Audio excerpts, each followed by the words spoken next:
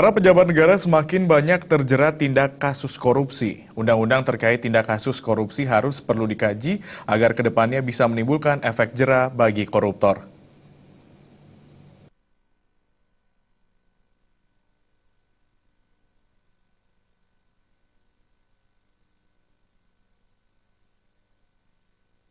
Kasus korupsi di Indonesia semakin merajalela. Para pejabat negara semakin banyak terjerat kasus korupsi.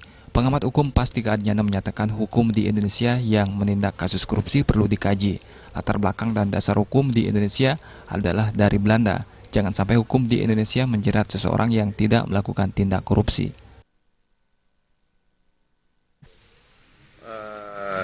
Itu kalau menurut saya sih bagus. Tapi perlu dikaji lagi karena basic dan dasar hukum kita adalah dari Belanda, kan gitu ya. Dari Belanda lahirlah hukum di Indonesia itu agak mirip dengan hukum yang di Belanda.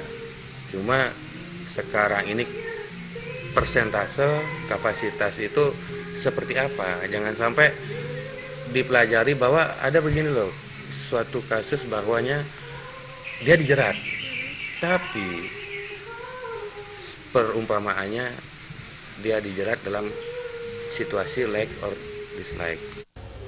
Pastika Adnyana menambahkan hukum Indonesia terkait tindak kasus korupsi perlu untuk dilakukan pengkajian. Agung Ria dan Bayudi, Bali TV.